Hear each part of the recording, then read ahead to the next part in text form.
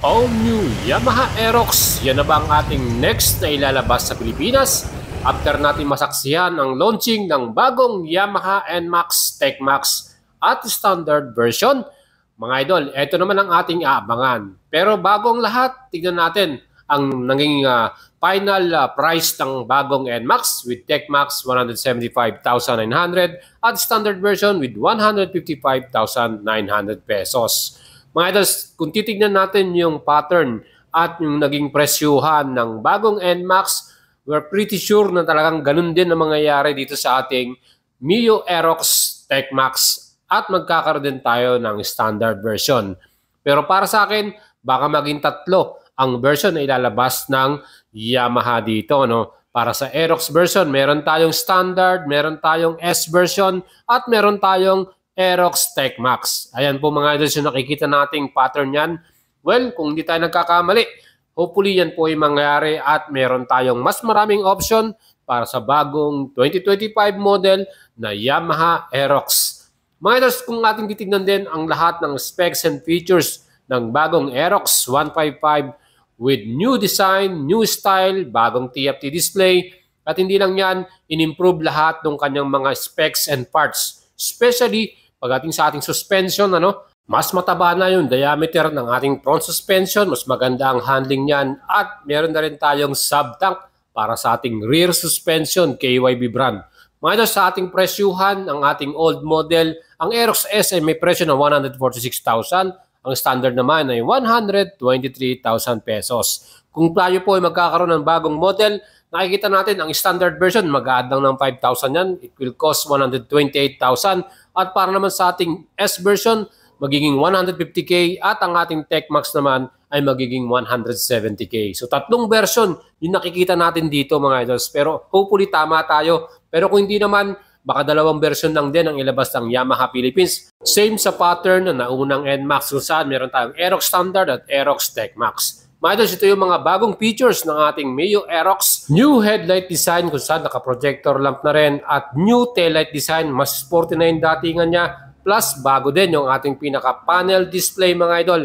Meron tayong LCD display. Digital panel yan para sa ating standard at naka-TFT dashboard naman para sa ating TechMax. And siyempre, equip pa rin to ng Yamaha Motorcycle Connect, yung kanilang smartphone connectivity. And para sa ating TechMax, meron tayong riding modes. So meron tayong town mode and sport mode. Yan po mga idol, ay added acceleration para sa ating mga rides, especially kung tayo po ipaakyat yung ating dinadaanan. And ang Yamaha Electronic CVT po ay available lang para sa ating TechMax version. So yung standard version, same engine lang yan, ang 155cc BBA and Blue-Core engine. And for S version or TechMax, equipped to ng smart keyless system. Para sa standard, syempre naka-ordinary key lamang yan. And yung stop and start system ay available din yan sa ating TechMax and standard ABS. Plus yung ating socket charger, binago na nila, in-improve. Yan po ay Type-C na. So mas maganda at mas convenient para sa ating rider. Mga ito yung ating bagong suspension sa front. Yan po, large diameter na. Meaning niyan, mas mataba at mas maganda ang handling niyan. And ang kagandahan din yung ating rear suspension, KYB brand with sub-tank. So hindi natin kailangan palitan pa yung ating rear suspension dahil maganda na at quality yung ating sub-tank na yan. Plus, siyempre, equip pa rin ito ng ABS and traction control system. Ang bagong safety features para sa ating Mio Aerox. So, in-improve na rin ang ating features para dito.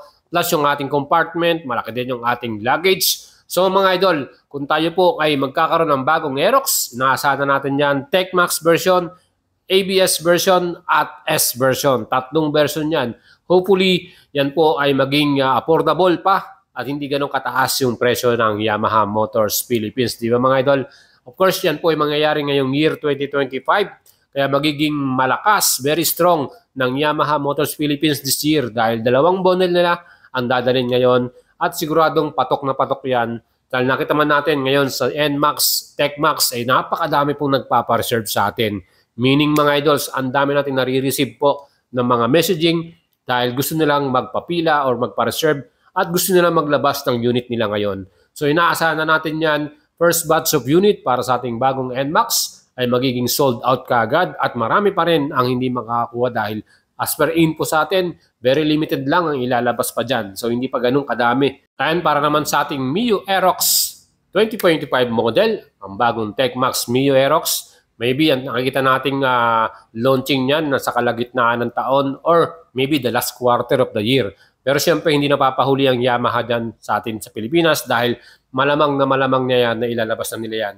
Dahil nga, siyempre gusto nilang maging strong this year at may pakita sa ibang mga competitive brand na talagang very serious sila this year na maging malaki ang kanilang benta. Yan po mga idols ang ating bagong NMAX TechMax. Napakaganda nun, talagang loaded at siyempre talagang hindi naman din lugi dahil mayroon na tayong bagong engine type kung saan merong Yamaha Electronics CVT, TFT display, dual display na yan at mayroon na tayong riding modes plus siyempre yung ating makina talagang extra push yan, no? Extra acceleration para sa atin at kahit may passenger ka, maganda yan, makakatulong sa atin yan mga idols. At isang nagustuhan natin sa update din ng Yamaha Motors Philippines, medyo hindi na tayo tinipid ano. So yung standard version natin na bagong NMAX at ang ating TechMax, pareho silang with KYB suspension sa rear na naka-subtank na. Pareho na silang naka-subtank mga idol. Yun yung kagandahan dyan. Kumbaga ang naging pagkakaiba lang talaga nila, yung makina kung saan ang ating standard version ay hindi po equipped ng Yamaha Electronics CVT or Turbo. So normal lamang yan na 155cc with BBA, Blue Core engine, and CVT transmission. Well, para naman sa ating mga upuan, sa TechMax version talagang very premium. TechMax yung design ng kanyang seat cover. Yun yung kanilang difference versus sa ating standard na kung saan naka-plain lamang yan na black seat cover. Overall mga idols, alam ko marami na excited, marami na nagtatanong sa atin at marami nagsasabi kung talagang nakapila na sila o talagang meron na silang slot. Siyempre, hindi pa natin may bigay sa inyo yung pinaka-final niyan dahil na rin ang Yamaha Motors Philippines ay hindi pa rin nagde-declare kung gaano ba kadami yung kanilang i-deliver para sa first batch. Well, kung limited lamang yan, well, wala tayong magagawa dahil so sobrang dami po talagang nakapila ngayon at sobrang dami po na naghihintay dito sa bagong NMAX, TechMax at standard version.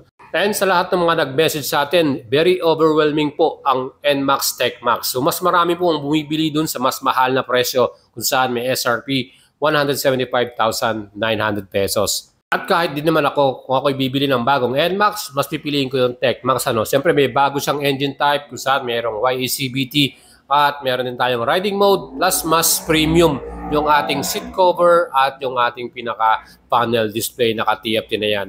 Yan po ang ating pinaka-final update sa inyo. Kaya mga idols, ano pong masasabi ninyo? Kung dumating ba ang bagong Aerox, TechMax or standard version, ano ang mas pipiliin yung bagong scooter from Yamaha? Mas gusto nyo ba itong Yamaha NMAX or mas pipiliin nyo ang bagong Aerox? Para sa akin, kung mahilig kayo sa sports, sporty yung datingan, okay itong Aerox na to. Well mga idols, lagi po kayong tumutok sa ating YouTube channel dahil sa oras na meron ng update, bibigay natin sa inyo agad ang vlog niyan.